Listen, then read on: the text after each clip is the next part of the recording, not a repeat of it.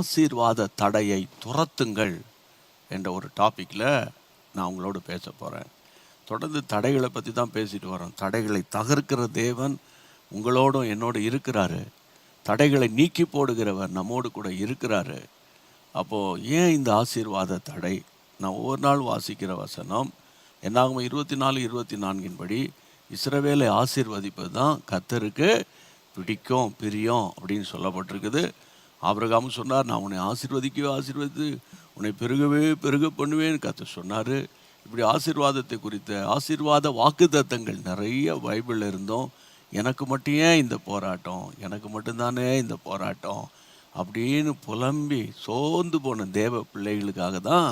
சரியா, ஒரு பக்கம் எழுப்புதலுக்காக ஜெபிக்கணும், இன்னொரு பக்கம் உங்கள் ஆத்துமாவுக்காக உங்கள் பிள்ளைகளுக்காக நம்ம ஆலோசனை கொடுக்கணும். ஸ்தோத்திரம். எல்லாவற்றுக்கும் ஒரு முடிவு உண்டு. ஒன்று புரிஞ்சுக்கோங்க, அது என்ன பிரச்சனையாக இருக்கட்டும், நீங்கள் தாண்டுவீங்க, அதை கடந்து வருவீங்க. என் தேவனுடைய கிருபை உங்களை தாங்கும். கர்த்தருக்கு மகிமை உண்டாகட்டும். அப்போ இந்த நாட்களில் தேவனுடைய பிள்ளைகளே, இன்றைக்கி நீங்கள் வாசிக்க வேண்டிய வசனம் வாசிங்க. நீதிமொழிகள் புத்தகம் 10ஆம் அதிகாரம் 5ஆம் வசனம். நீதிமொழிகள் 10ஆம் அதிகாரம். கோடை காலத்தில் சேர்க்கிறவன் புத்தியுள்ள மகன், அறுப்பு காலத்தில் தூங்குகிறவனோ இலச்சையை உண்டாக்குகிற மகன். இலச்சையை உண்டாக்குகிற மகன். கோடை காலம், அறுப்பு காலம். கோடை காலம், அறுப்பு காலம். கர்த்தருடைய பிள்ளைகளை 2 காலம் இருக்குது. அந்த கோடை காலத்தில் சேர்க்கிறவன் புத்தி உள்ள மனுஷன், மகன். அறுப்பு காலத்தில் தூங்குகிறவன் லட்சியம் உண்டாக்குவான். இந்த ஆசீர்வாதத்துக்கு என்ன சகோதரனே தடை? கர்த்தருடைய பிள்ளைகளே, கோடை காலம்னு ஒன்று இருக்குது, அறுப்பு காலம். அறுப்பு காலத்தில் அறுவடை பண்ண வேண்டிய காலத்தில் வயலில் போய் அறுவடை பண்ணாமல் ஒருத்தன் தூங்கிட்டு கிடந்தான்னா அவனுக்கு எப்படி ஆசீர்வாதம் வரும்? நீங்களே சொல்லுங்களேன் பார்ப்போம். வராதில்ல. இன்றைக்கி ஆண்டவர் பேசுகிற ஒரு காரியம் என்னன்னு கேட்டால், கன நித்திரை அல்லது நித்திரை மயக்கம் அல்லது கர்த்தருடைய பிள்ளைகளே, அதாவது கன நித்திரை அல்லது நித்திரை மயக்கம், தூக்கம், அது தேவன் நமக்கு கொடுக்குற ஆசீர்வாதம். அதாவது உங்கள் எல்லாருக்குமே தெரியும், பைபிளை வாசிக்கிறோம். 127ஆம் சங்கீதத்தில் 3ஆம் வசனத்தின்படி, 127ஆம் சங்கீதம் 3ஆம் வசனத்தின்படி அங்கே என்ன வாசிக்கிறோம்? நீங்கள் அதிகாலையில் எழுந்து நேரப்பட வேளையிலே தரித்து வருத்தத்தின் அப்பத்தை சாப்பிடுகிறதும் விருதா. அவரே தமக்கு பிரியமானவனுக்கு நித்திரை அளிக்கிறார். அப்போ கர்த்தர் தமக்கு பிரியமானவருக்கு நித்திரையை சுகப்பாத்து நல்ல உறக்கத்தை கொடுக்குறாரு அப்படின்னு பைபிள் சொல்லுது. அப்போ நீங்கள் மணிக்கணக்காக தூங்கிக்கிட்டு இருக்கும்போது யாராவது உங்களை பார்த்து இப்படி கிடந்து தூங்குறீங்களே அப்படின்னா, உடனே 127ஆம் சங்கீதம் பைபிளில் வாசிக்கிறோம் பாரு, 127:3 போய் வாசி அப்படின்னு சொல்லி அவரே தமக்கு பிரியமானவனுக்கு நித்திரை அளிக்கிறாரு. அதனால தான் நான் தூங்குறேன், எனக்கு அவர் நல்ல அயர்ந்த நித்திரை தராரு, அதனால் நான் தூங்குறேன். உனக்கு தூக்கம் வரலன்னா அதுக்கு நான் என்ன செய்ய முடியும்? இல்லை, அவன் கேட்குறான், 1000 கஷ்டம் இருக்குது, 1000 கடன் பிரச்சனை இருக்குது, பிள்ளைகள் நிலைமை இப்படி இருக்குது, இப்படி கிடந்து உங்களால் எப்படி குரட்டை விட்டு தூங்குறீங்களே அப்படின்னு புருஷனை பார்த்து மனைவியோ, மனைவி பார்த்து புருஷனோ சொல்லும்போது நம்ம உடனே இந்த வசனத்தை சில விசுவாசிகள் கையாளுகிறத நான் பார்த்துருக்கேன். நல்லா புரிஞ்சுக்கோங்க பிரியமானவர்களே, பைபிளில் எல்லாத்துக்கும் வசனம் இருக்குது, புரியுதா? அதனால் தான் எல்லா வசனங்களையும் நீங்கள் வாசிக்கணும். ஏதோ ஒன்றை மாத்திரம் நீங்கள் வாசித்துக்கிட்டு அதை மட்டும் பிடிச்சிக்கிட்டு இருக்கக்கூடாது. அப்போ இன்றைக்கி பாருங்கள் கர்த்தருடைய பிள்ளைகளை, நீதிமொழிகள் 20:13 என்ன சொல்லுகிறது? கர்த்தருடைய பிள்ளைகளை, நீதிமொழிகளின் புத்தகம் 20ஆம் அதிகாரம் 13ஆம் வசனம் என்ன சொல்லுது? தூக்கத்தை விரும்பாத, விரும்பினால் தரித்திரனாவாய். கண் விழித்திரு, ஆகாரத்தினால் திருப்தியாவாய். ஆமா, கர்த்தருடைய பிள்ளைகளே, நீ தூங்கினா தூக்கத்தை விரும்பாத, விரும்பினால் தரித்திரனாவாய். இந்த சென்னையில் கோயம்பேடு மார்க்கெட் இருக்குது, உங்கள் எல்லாருக்கும் தெரியும். அங்கே போனீங்கன்னா விடிய காலையில் 6 மணிக்கெல்லாம் எல்லா காய்கறி கடைகள்லாம் ஃப்ரெஷ்ஷாக இருக்கும். 6 மணிக்கெல்லாம் இருக்கும். அப்போ அந்த காய்கறி கடை மார்க்கெட்டுக்கு பல லாரிகளில் வேன்களிலிருந்து சென்னை சுற்றி இருக்கிற திருவள்ளூர் மாவட்டம், காஞ்சிபுரம் மாவட்டம், செங்கல்பட்டு மாவட்டம், சரியா புறநகர் பகுதிகளுக்கெல்லாம் அங்கேருந்து விநியோகிக்கப்படும் பொருட்கள்லாம் எடுத்துகிட்டு போவாங்க. அங்கே இருக்கிற வியாபார மக்கள் அவங்க கொண்டு போய் 8 மணிக்கெல்லாம் அவங்க கடையில் அந்த பொருட்களை கொண்டு வச்சிருவாங்க. மக்கள் 8, 8:30க்கெல்லாம் வந்தால் அந்த திருவள்ளூரில் அவ்வளோ தூரத்தில் 10-100 கிலோமீட்டருக்கு அங்கிட்ட வரைக்கும்.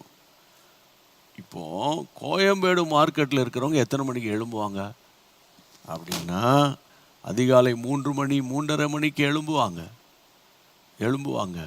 அப்போ தான் அந்த இடத்துக்கு போய் சேர்ந்து அவங்க காலையில் வேலையை பார்க்க முடியும். பிரியமானவர்களே, அழிந்து போகிற உலகத்துக்காக ஒரு மனிதன் இவ்வளவு பிரயாசப்படுறான். அப்போ உங்களுடைய பிரயாசம் எதில் இருக்குது? கர்த்தர் பார்த்துக்கொள்வார். பிரியாணி சாப்பிட்டு தூங்கினா ஒர்க் அவுட் ஆகாது.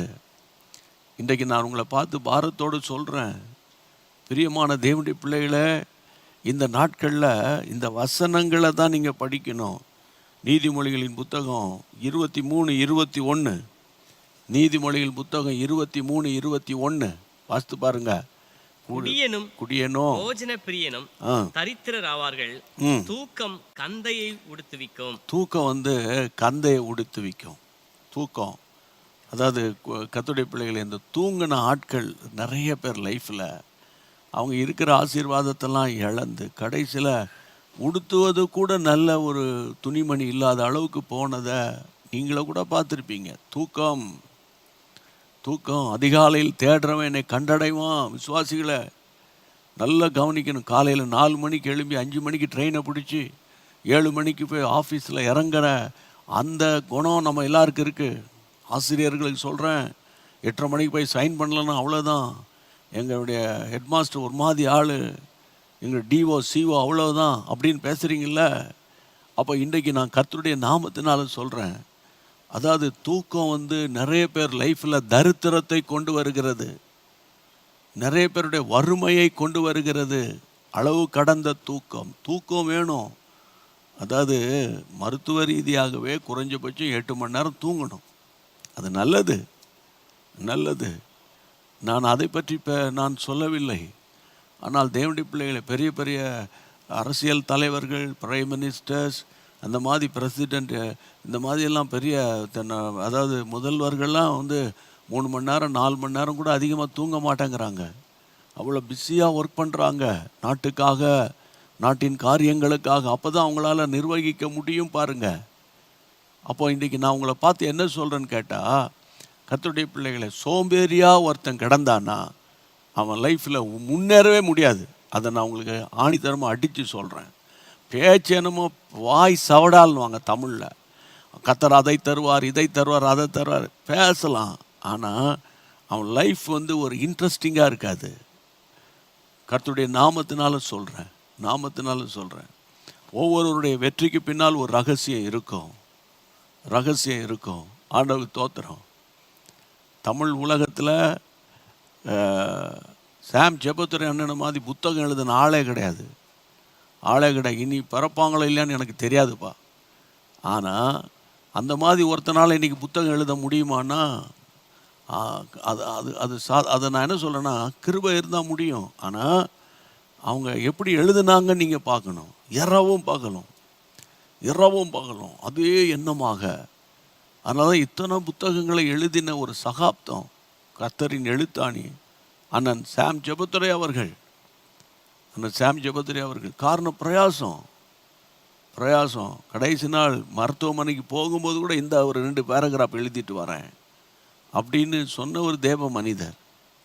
பிரயாசப்பட்டு பயிரிடுகிறவன் தன் பலனில் முந்தி பங்கடையணும். பாரத்தோடு சும்மா அந்த ஃபேக்கான பிரசங்கத்தெல்லாம் கேட்டு அப்படி பேசுகிற பிரசங்கியார் செல்வ செழிப்போடு வாழுவான். நீங்கள் வாய் பார்த்துட்டு உட்கார்ந்துருக்க வேண்டியதுதான். அதனால் பாரத்தோடு நான் உங்களுக்கு சொல்கிறேன், பிரயாசப்படுங்க. தூக்கத்தை அதிகமாக விரும்பாதீங்க. நீதிமொழியின் புத்தகம் 6ஆம் அதிகாரத்துக்கு பைபிளை திருப்புங்க. நீதிமொழியின் புத்தகம் 6ஆம் அதிகாரம் எடுத்துட்டீங்களா? நீதிமொழிகள் 6ஆம் அதிகாரம் 9ஆம் வசனத்திலிருந்து. நீதிமொழிகள் புத்தகம். இன்னும் கொஞ்ச நேரம் தூங்கட்டும். சோம்பேறியா நீ எவ்வளவு நேரம் படுத்திருப்பாய், எப்பொழுது உன் தூக்கத்தை விட்டு எழுந்திருப்பாய். இன்னும் கொஞ்ச நேரம் தூங்கட்டும், இன்னும் கொஞ்ச நேரம் படுத்துக்கிடுறேன், இன்னும் கொஞ்சம் உறங்கட்டும், இன்னும் கொஞ்சம் உறங்குறேன், இன்னும் கொஞ்சம் கை முடக்கி கொண்டு இன்னும் கூட கை முடக்கி நித்திரை பண்ணிட்டு என்பாயோ. உன் தரித்திரம் வழிபோக்கனை போலவும் வறுமை ஆயுதம் அணிந்தவனை போலவும் வரும். வறுமை எப்படி வரும்னா, கர்த்தருடைய ஒரு ஆயுதம் அணிந்த ஒரு மனுஷனை போல வரும். பாவர்ட்டி எப்படி வரும், அதாவது தரித்திரம் எப்படி வரும்னா வழிபோக்கனை போல வரும். வழிபோக்கன்லாம் அப்படியே நடந்து போயிட்டு இருக்காங்க, எப்போ அடுத்த ஊர் வருதுன்னு அவனுக்கே தெரியாது. அவன் வந்தப்போ இந்த ஊர் வந்துருச்சான்னு தெரியும். புரியுது? அதான் வழிபோக்கனுடைய நிலைமை. அப்போ இன்னைக்கு பார்த்தா ஒன்றும் தெரியாது, திடீர்னு பார்த்தா எல்லாம் பேங்க் பேலன்ஸ் நில்லாயிரும், கடன் பிரச்சனை அப்படியே ப்ரெஷர் அதிகமாயிரும், கடன் கொடுக்க முடியாமல் வட்டிக்கு வழி இல்லாமல் திடீர்னு ஒரு தரித்திரத்துக்குள்ளே போயிடுவோம். அதனால் அதை தான் பைபிள் உன் வழிபோக்கனை போல வரும். வழிபோக்கனை போல. ட்ரெயின் இத்தனை மணிக்கு வரும், பஸ் இத்தனை மணிக்கு வரும், சரியா? கூகுள் சொல்லுதில்ல, போட்ட உடனே இத்தனை மணிக்கு அங்கே போயிடுவோம். பைக்கில் போனால் இவ்வளோ நேரம் போயிடுவோம். நான் கர்த்தருடைய பிள்ளைகளை வழிபோக்க போனால் எத்தனை மணிக்கு கூகுள் சொல்லுமா? அது கூட சொல்லும். அதை கூட நம்பிக்கிட்டு இருப்பீங்க நீங்கள். கடைசியில் அது எங்கேயாவது கொண்டு போய் விட்டுரும், அது வேறு விஷயம் இருக்குது. அதனால் நான் இன்றைக்கு பாரத்தோடு உங்களோடு கூட பேசுகிற சத்தியம், தேவன் விரும்பாத ஒரு நித்திரை, தேவன் விரும்பாத ஒரு நித்திரை, தேவன் விரும்பாத ஒரு நித்திரை. இன்றைக்கி நான் பாரத்தோடு சொல்கிறேன் கர்த்தருடைய பிள்ளைகளை, இன்னும் ஒரு 10 நிமிஷம் நான் பேசுகிறேன். இந்த நித்திரை மயக்கத்தை இன்றைக்கி நீங்கள் துரத்தியே ஆகணும். தேவன் அனுமதிக்கும் நித்திரை ஒன்று இருக்குது பைபிளில். கர்த்தரே அனுமதிக்கிறார் அல்லது கர்த்தரே நித்திரை வர பண்ணுகிறார். ஆதியாகமத்தின் புத்தகத்தில் 2ஆம் அதிகாரத்தில் நான் சொல்லும்போதே டக்குன்னு வாசித்துட்டிங்கன்னா நம்ம ஜெபத்துக்குள்ளே போயிடலாம். 20-21 வசனங்களில் அப்படியே ஆதாம் சகல நாட்டு மிருகங்களுக்கும் வாசிங்க, ஆகாயத்து பறவைகளுக்கும் சகலவித காட்டு மிருகங்களுக்கும் பேரிட்டான். ஆதாமுக்கோ ஏற்ற துணை இன்னும் காணப்படவில்லை. அந்த வார்த்தையை பாருங்க, ஆதாமுக்கோ ஏற்ற துணை இன்னும் காணப்படவில்லை இல்லை. வாசிங்க அடுத்தது. அப்பொழுது தேவனாகிய கர்த்தர் ஆதாமுக்கு அயர்ந்த நித்திரையை வர பண்ணி, அயர்ந்த நித்திரையை கர்த்தர் வர பண்ணி அவனுடைய விலாவிலிருந்து ஒன்று எடுத்து அதை சதையினால் அடைத்தார். அப்படிதான் ஏவாளை உண்டாக்கினார் என்று உங்க எல்லாருக்கும் தெரியும். ஆதாம் நல்ல கன நித்திரையின் ஆவியினாலே தள்ளப்படவில்லை. கர்த்தரே அவனுக்கு ஒரு நித்திரையை கொண்டு வந்தார், கர்த்தரே அவனுக்கு நித்திரையை அனுமதித்தார். காரணம் என்னன்னா, ஆதாமுக்கோ இன்னும் ஏற்ற துணை வரவில்லை. அப்போ ஏற்ற துணையை கொண்டு வருவதற்கு என் ஆண்டவர் ஒரு நித்திரையை கர்த்தர் வர வைக்கிறார். அப்போ நீங்கள் உங்களுக்கு அனுதினமும் நீங்கள் சந்திக்கிற தூக்கம் தேவன் அனுமதிக்கிற ஒரு தூக்கமா அல்லது கன நித்திரையின் ஆவியா? கன நித்திரை இருந்தால் பிரசங்கம் கேட்கும்போது அப்படி தூங்குவீங்க, அது ஒரு கன நித்திரை. புரியுதா உங்களுக்கு? நானும் பார்த்துருக்கேன். ஆராதனை பண்ணும்போதெல்லாம் கைத்தட்டி சிரிச்சுக்கிட்டு பாடிக்கிட்டு அப்படி இப்படி கை வைத்து அல்லேலூயா எல்லாம் சொல்கிற ஆட்கள் அந்த பிரசங்க வேலை வந்த உடனே அப்படியே தலையை தொங்க போட்டுக்கிட்டு கிடப்பாங்க. காரணம், வார்த்தை உள்ளே வர்றதுக்கு உள்ளே இருக்கிற ஆவி இடம் கொடுக்க மாட்டேங்குது, ஆவி இடம் கொடுக்க மாட்டேங்குது. அப்போ இன்றைக்கி கன நித்திரையின் ஆவி அது பொல்லாது. ஆனால் ஆதாமுக்கு கர்த்தர் நித்திரை வர பண்ணுறாரு. காரணம், there should be some purpose. அவனுக்கு ஒரு பர்பஸ், ஒரு நோக்கம் இருக்கணும் உங்களுக்குள்ள. நித்திரை வருதுன்னா கர்த்தர் ஒரு அயர்ந்து டயர்டாக ட்ராவல் பண்ணிட்டு வந்தீங்க, தூங்குனீங்கன்னா நோ ப்ராப்ளம். சில நேரங்களில் சில வீடுகளுக்கு நாங்கள் போவோம், பல நேரங்களில் போகணும் வைங்களேன். ஒரு முறை கர்த்தருடைய பிள்ளைகள் ஒரு குறிப்பிட்ட தேசத்தில் ட்ராவல் பண்ணி போய் இறங்கியிருக்கிறேன். அன்றைக்கி பயங்கர டயர்டு, தூங்கிட்டேன். அடுத்த நாளும் ஜெபிக்க முடியல, பைபிள் படிக்க முடியல, கூட்டத்துக்கு போகணும், ஆனால் பயங்கர டயர்டு, தூங்கிட்டேன். அதுக்கு அடுத்த நாளும் பார்த்திங்கன்னா ஜெபம் பண்ணவே முடியல, ஒரே தூக்கமாக வருது. இப்படி இன்னுமா டயர்டு போகலை அப்படின்னு ஒரு யோசனையோடு கூட அப்படி ஜெபிச்சு அந்நிய பாஷைகளை பேசி பார்த்தா, நான் தங்குகிற அந்த ஏரியா, அந்த வீட்டுக்குள்ளே அந்த கன நித்திரையின் ஆவி, அந்த நித்திரை மயக்கத்தின் ஆவி அங்கே இருக்கிற எல்லாரையும் ஆஃப் பண்ணி வச்சுருக்குது. Understand my point. இதெல்லாம் யாருக்கு புரியும்? ஆவிக்குரிய தேவ பிள்ளைகளுக்கு தான் புரியும் நான் பேசுகிறது, சரியா? அப்போ இன்றைக்கி கர்த்தருடைய பிள்ளைகள் நிறைய பேர் ஜெபிக்க வேண்டிய நேரத்தில் ஜெபிச்சு ஜெபிச்சு ஜெபிச்சு எவ்வளவு ஆசீர்வாதங்களை பெற்றிருக்கிறார்கள். நடுராத்திரியில் அடிக்கடி நான் சொல்லுவேன், கையை உயர்த்துங்க, 12 மணிக்கு தோத்திரம் பண்ணுங்கன்னு. அது செய்ய முடியல உங்களால். நடுராத்திரியில் செல்ஃபோனில் விளையாடிட்டு இருக்க முடியுது. புரியுதா உங்களுக்கு? ஒரு கல்யாண வீட்டுக்கு போயிட்டு 2:30 மணி 3 மணிக்கு கூட வர்றீங்க. அது உங்களால் முடியுதா? அது மட்டும் எப்படி முடியுதுன்னு நான் கேட்குறேன். ஆமாம், சிலர் இப்போ கூட திருப்பத்தூரில் என்னை ஒரு கப்பல் பார்த்துட்டு, நாங்கள் டெய்லி செய்தியை கேட்டு தான் போய் படுக்க போவேன். என் செய்தி ரொம்ப ஒரு மாதிரி கடுமையாலையா இருக்கும். அப்படி இல்லை, அந்த மாதிரி பேசுகிறது தான் எங்களுக்கு பிரயோஜனமாக இருக்குது. அப்படி பேசுறதுக்கு ஆள் இல்லைன்றாங்க. தோத்திரம். ஆனால் நான் என்னை பொறுத்தவரையில் நீங்கள் ஆசீர்வதிக்கப்படணும். அதுதான் என்னுடைய ஒரே ஒரு நோக்கம். அப்போ இன்றைக்கு தேவன் அனுமதிக்கிற ஒரு நித்திரை ஆதாமுக்கு அனுமதித்தார். அதே போல் கர்த்தருடைய பிள்ளை யாக்கோபு தன்னுடைய வீட்டை விட்டு பிரயாணம் பண்ணி தன்னுடைய தாயினுடைய சகோதரன் லாபான் வீட்டுக்கு போகிறார். தெரியல உங்களுக்கு? ஆதியாகமம் 28ஆம் அதிகாரம் 11-12 வசனங்களில் அவர் பிரயாணம் பண்ணி போகும்போது வனாந்தரமான இடத்துல தலையில் ஒரு கல்லை வைத்து கொண்டு படுத்து நித்திரை செய்வார். அந்த நித்திரை பண்ணும்போது அங்கே ஒரு சொப்பனம் கண்டார். ஆதியாகமம் 28ஆம் அதிகாரம் 12. அங்கே அவன் ஒரு சொப்பனம் கண்டான். மற்றதை நீங்கள் வாசித்து பார்த்துக்கோங்க.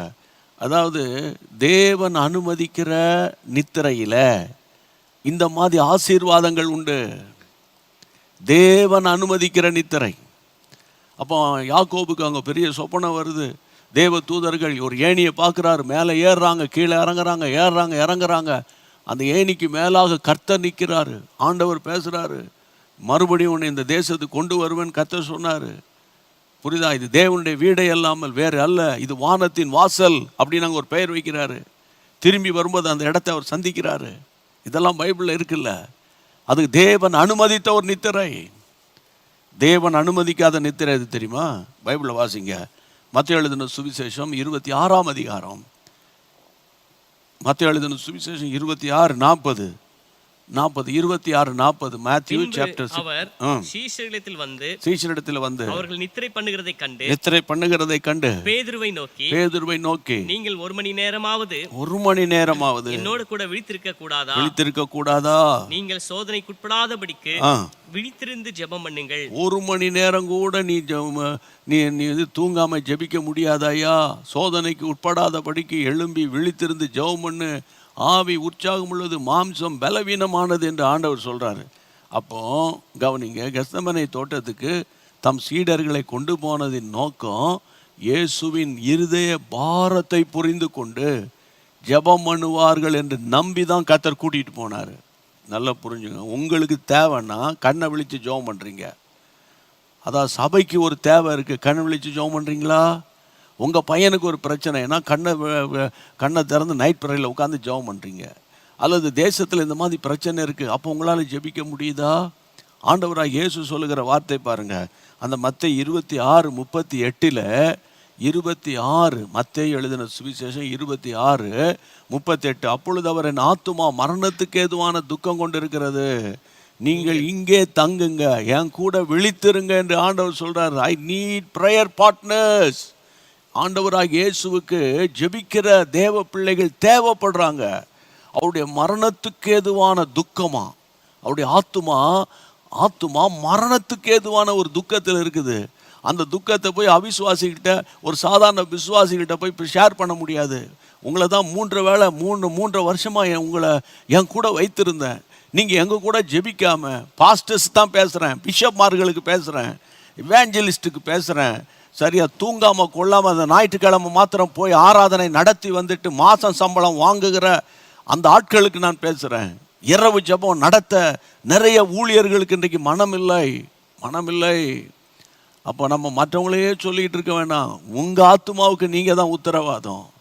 அப்போ பாருங்கள், ஆண்டவர் விரும்பாத, ஆண்டவர் அனுமதிக்காத அதாவது கர்த்தருடைய பிள்ளைகளை தூக்கத்தினால பாதிக்கப்பட்ட தேவ பிள்ளைகள் லிஸ்ட்டில் சீஷர்கள் வராங்க. சீஷர்கள் தான். ஆனால் ஜெபிக்க வேண்டிய நேரத்தில் ஜெபிக்காமல் விட்டுட்டாங்களே. ஆண்டவர் வந்து எழுப்பி விடுவார். ஒரு கட்டத்தில் இனி தூங்கி இளைப்பாருங்கள்ன்றார். அவ்வளோதான். இனி இளைப்பாருங்கள்ன்றார்ல, அந்த இளைப்பாருங்கள் என்ற இளைப்பாறுதல்ன்ற வேர்டை புரிச்சுக்கிட்டு இந்த கிரேஸ் காஸ்பல்காரங்க கர்த்தரை இளைப்பாற சொல்லிட்டாருன்றானுங்க. எவ்வளோ அநியாயம் பாருங்க. அதனால் கர்த்தருடைய பிள்ளைகளை இன்றைக்கு நான் பாரத்தோடு பேசுகிறேன். அதாவது இந்த நாட்களில் தேவன் அனுமதிக்கிற நித்திரை என்ன, தேவன் அனுமதிக்காத நித்திரை என்ன. இன்னொரு காரியம் உங்கள் எல்லாருக்கும் தெரியும், அதை வாசித்துட்டு அப்படி ஜெபம் பண்ண போயிடுவோம்.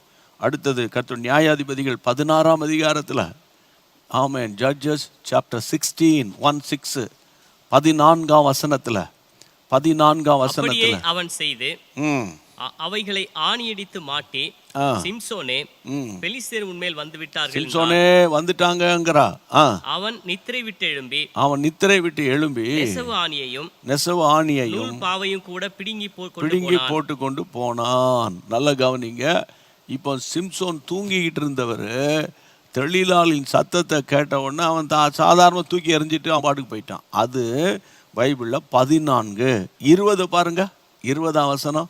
அப்பொழுது அவள், சிம்சோனே, பெலிஸ்தர் உன்மேல் வந்து விட்டார்கள், பெலிஸ்தர் வந்துட்டாங்க என்றால், அவன் நித்திரை விட்டு எழுந்து வழக்கம் போல நித்திரை விட்டு விழிச்சு, கர்த்தர் தன்னை விட்டு விலகினதை அறியாமல் எப்போதும் போல போட்டு வெளியே போவேன் என்றான். அதான் எப்போதும் போல தோத்திரம் போட்டுட்டு வெளியே போவேன் வாஸ்தா நல்லா இருக்கும். எப்போதும் போல அல்லேலூயா ஆமென் அப்படின்னு சொல்லிட்டு போன போல அப்படின்னு சொன்னால் நல்லா இருக்கும். எப்போதும் போல் தலையில் சிலுவை போட்டுக்கிட்டு நெஞ்சில் சிலுவை போட்டுக்கிட்டு போயிட்டேன் அப்படின்னு சொன்னால் நல்லா தான் இருக்கும், நான் நம்புகிறேன். ஆமாம், 14ஆம் வசனத்தில் சிம்சோன் நித்திரையாக இருந்தார். ரூட்டு சரியில்லை. சிம்சோனை பற்றி டீட்டெயிலாக பேச வேண்டிய அவசியம் இல்லை, உங்களுக்கு என்னை விட அதிகமாக தெரியும். புரியுதா உங்களுக்கு? அதனால் அவர் ரூட்டு சரியில்லை, அங்கே நித்திரை. அவள் சொன்ன உடனே டபார் எழுமுனா எல்லாம் தூக்கி எறிஞ்சிட்டு ஆணியெல்லாம் பிடிங்கி எடுத்துகிட்டு போயிட்டான். ஆனால் 20ஆவது வசனத்தில் திரும்ப பிசாசு போராடும்போது, கர்த்தருடைய பிள்ளைகளே, அந்த நித்திரையானது அவனை வேதனைக்குள்ளாக்கியது. தேவன் விரும்பாத ஒரு நித்திரை. அந்த பொசிஷன் சரியில்லை, பிளேஸு சரியில்லை, போன பாதை சரியில்லை. அங்கே போனாலும் நித்திரை வரும். ஆமாம், எப்படி ராங் ரூட்டில் போனாலும் அந்நிய பாஷை வருமே, அது மாதிரி தான். ராங் ரூட்டில் போனாலும் ஆமே நிலையில் சொல்லலாம்ல, அது மாதிரி தான். அப்போ இன்றைக்கு நான் இந்த செய்தியின் வழியாக உங்களோடு கூட பேசுகிற காரியம் என்னன்னு கேட்டால், சிம்சோனே பெலிஸ்தர் வந்துட்டாங்கப்பா அப்படின்னு வழக்கம் போல் அவர் எழும்பினாராம்.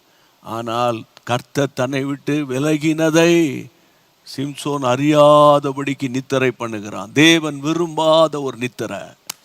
எவ்வளவு சத்தியம் பார்த்தீங்களா?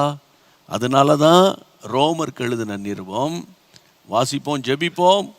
கர்த்தருடைய பிள்ளைகளை 13ஆம் அதிகாரம் 11ஆம் வசனம், ரோமர் 13:11. நித்திரையை விட்டு எழுந்திருக்கத்தக்க வேலையாயிற்று என்று நாம் காலத்தை அறிந்தவர்களாய். 11ஆம் வசனம் போடுங்க, 13:11 வாசிங்க. நாம் காலத்தை அறிந்தவர்களாய் இப்படி நடக்க வேண்டும். இன்னொரு பாருங்க, நித்திரை விட்டு எழுந்திருக்கத்தக்க வேலையாயிற்று ஐயா. நாம் காலத்தை அறிந்தவர்களாய் இப்படி நடக்க வேண்டும். நாம் விசுவாசிகளான போது ரட்சிப்பு சமீபமாய் இருந்ததை பார்க்கிலும் இப்போது நமக்கு அதிக சமீபமாய் இருக்கிறது. ஆமென். நித்திரை விட்டு எழுந்திருக்க வேண்டிய வேளையாயிற்று. நம் காலத்தை அறிந்தவர்களாய் நடக்க வேண்டும். எபேசியர் 5ஆம் அதிகாரம், Ephesians chapter 5:14. எபேசியர் 5:14. ஆதலால் தூங்குகிற நீ விழித்து மரித்தோரை விட்டு எழுந்திரு, கிறிஸ்து உன்னை பிரகாசிப்பிப்பார் என்று சொல்லி இருக்கிறாரே. இப்போ நான் இன்றைக்கு இங்கே வாசித்த வசனங்கள் எல்லாவற்றையும் உங்களுக்கு முன்பாக வைத்து ஒட்டுமொத்தமாக ஒரே ஒரு வார்த்தை சொல்கிறேன். அளவுக்கு அதிகமான கன நித்திரை. இரவில் 1 மணி 1 மணி வரைக்கும் வீடியோ கேம்ஸும் அல்லது வாட்ஸ்அப்லேயும் இன்ஸ்டாகிராம்லேயும் இருந்துட்டு காலையில் ஜெபிக்க முடியல, பைபிள் படிக்கலை. என் அன்பு தேவனுடைய பிள்ளைகளே, இன்றைக்கி நீங்கள் இதெல்லாம் முன்னெல்லாம் ஆலயத்தில் கேட்பாங்க, நீ இந்த ஜெபம் பண்ணியா, காலையில் எழுமணியான்னு. இப்போல்லாம் யாரும் கேட்குறதே கிடையாது.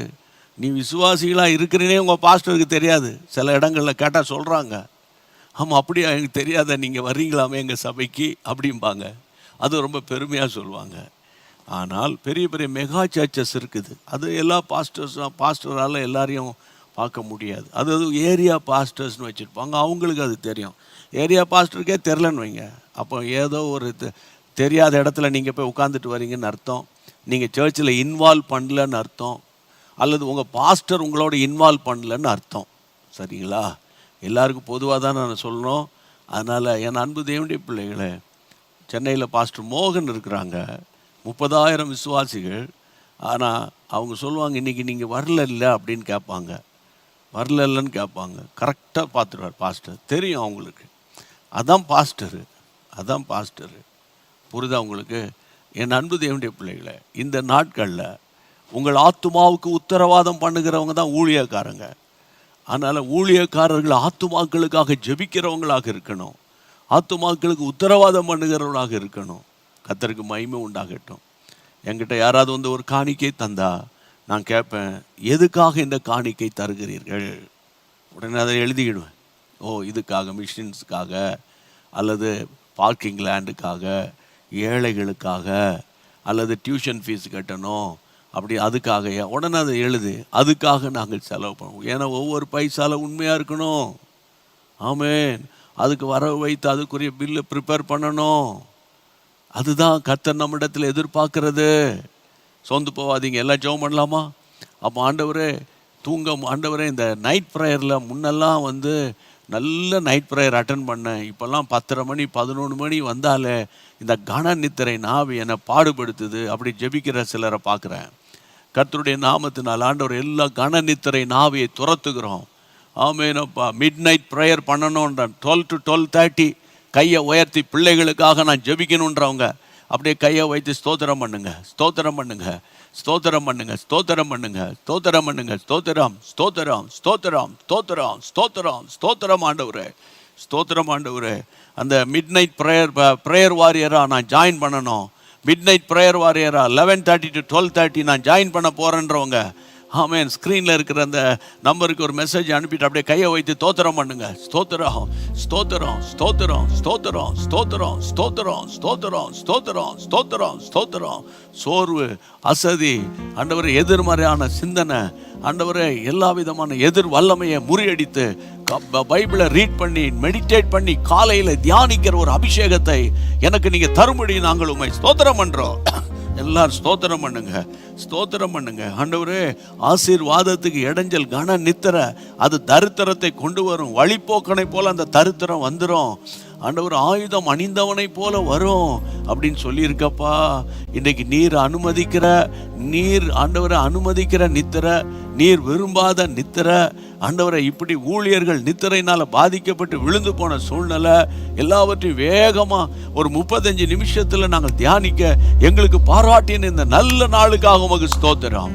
இயேசுவின் நாமத்தில் யார் யாரெல்லாம் ஜெபிக்கிறாங்களோ அவர்களுக்குள்ள ஒரு புது பலன் உண்டாகட்டும். நிறைய பேர் ஆமாண்டவர் ஆரம்ப காலத்தில் ஜெபம் இருந்தது போல இப்போ குறைஞ்சி போச்சுன்னு ஜெபிக்கிறது ஆண்டவர் எனக்கு வெளிப்படுத்துகிறீர். ஆண்டவரே, அப்படிப்பட்ட மக்களுக்காக நாங்கள் ஜெபிக்கிறோம். ராஜா, உம்முடைய கரமே வழி நடத்தட்டும், உம்முடைய கிருபை தாங்கட்டும்.